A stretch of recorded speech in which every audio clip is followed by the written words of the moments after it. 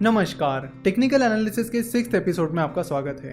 पिछले एपिसोड में हमने बात की थी हैमर और हैंगिंग मैन के बारे में और आज के इस एपिसोड में हम बात करने वाले हैं स्पिनिंग टॉप और दोजी के बारे में।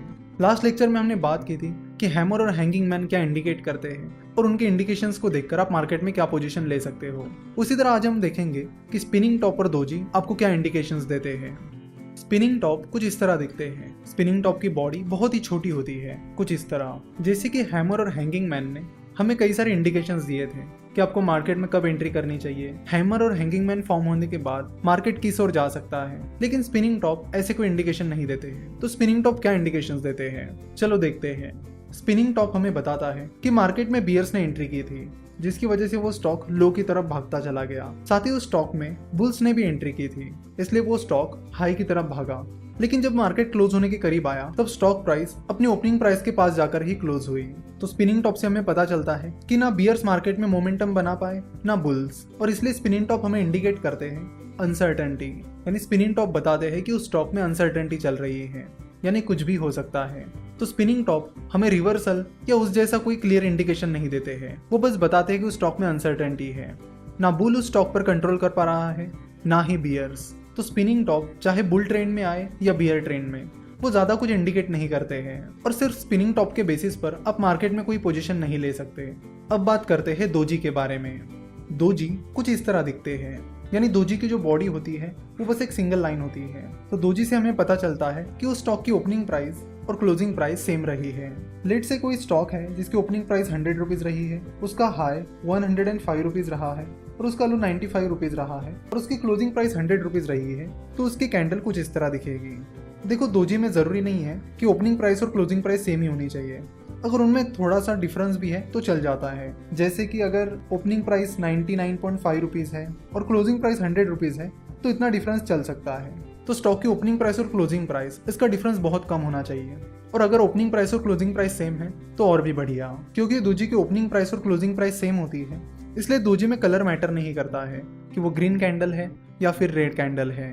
तो चलो देखते हैं कि दोजी हमें क्या बताते हैं। तो दोजी हमें बताता है कि बियर्स ने उस स्टॉक में एंट्री की थी, जिसकी वजह से वो स्टॉक लो की तरफ चला गया था। साथ ही उस स्टॉक में बुल्स ने भी एंट्री की थी, जिसकी वजह से वो स्टॉक हाई की तरफ भी गया था। लेकिन दिन खत्म होते होते उस स्टॉक की प्राइस अपनी ओपनिंग प्राइस के पास जाकर ही क्लोज हुई। यानी दोजी भी हमें बताता है कि उस स्टॉक पर ना बियर कंट्रोल कर पाया ना ही बुल्स। तो दोजी भी हमें अनसर्टेनिटी इंडिकेट करता है। तो सिर्फ दोजी के बेसिस पर आप मार्केट में कोई पोजीशन नहीं ले सकते। दोजी में कुछ और भी पैटर्न्स होते हैं, चलो उन्हें भी समझते हैं। तो जो दोजी इस तरह दिखता है उसे ग्रेवस्टन दोजी कहा जाता है। ग्रेवस्टन दोजी की ओपनिंग प्राइस, क्लोजिंग प्राइस और लो प्राइस सेम होती है। और जो दोजी कुछ इस तरह दिखते हैं उन्हें ड्रैगन फ्लाई दोजी कहा जाता है। ड्रैगन फ्लाई दोजी की ओपनिंग प्राइस, क्लोजिंग प्राइस और हाई प्राइस सेम होती है।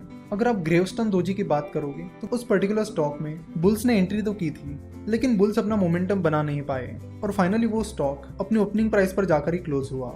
वही ड्रैगन फ्लाई दोजी में बियर्स ने एंट्री तो की थी, लेकिन बियर्स अपना मोमेंटम नहीं बना पाए और आखिर में वो स्टॉक अपनी ओपनिंग प्राइस के पास जाकर ही क्लोज हुआ। ड्रैगन फ्लाई दोजी दिखने में तो हैमर की तरह ही लगता है, बट हैमर को एक छोटी सी बॉडी होती है, वही ड्रैगन फ्लाई दोजी की बॉडी नहीं के बराबर होती है। तो आप कभी भी ड्रैगन फ्लाई दोजी और हैमर में कंफ्यूज मत होइए। तो चाहे वो स्पिनिंग टॉप हो या फिर दोजी हो, वो कोई बुलिश ट्रेंड या फिर बियरिश ट्रेंड प्रेडिक्ट नहीं करते हैं। वो आपको ऐसा कोई इंडिकेटर नहीं देते हैं जिससे आप मार्केट में एंट्री या एग्जिट ले सको।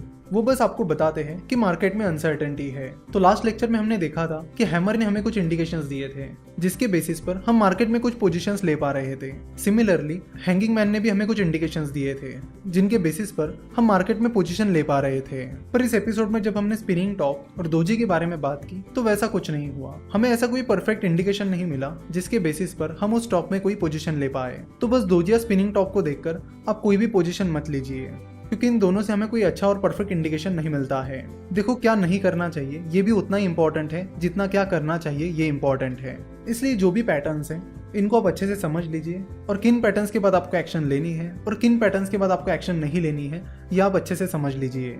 नेक्स्ट लेक्चर में हम इनगल्फिंग पैटर्न्स के बारे में बात करेंगे। देखेंगे कि इनगल्फिंग पैटर्न्स हमें क्या इंडिकेट करते हैं और उनके इंडिकेशंस के बेसिस पर हम उस स्टॉक में या मार्केट में क्या पोजीशन ले सकते हैं। आशा करता हूँ कि आपको आज का एपिसोड पसंद आया होगा। हमसे जुड़े रहने के लिए आप हमें फेसबुक, ट्विटर और इंस्टाग्राम पर फॉलो कर सकते हो। रिसेंटली हमने इंस्टाग्राम पर कई सारे अपडेट्स करना शुरू कर दिया है, तो आप हमें वहां पर जरूर फॉलो कर सकते हो।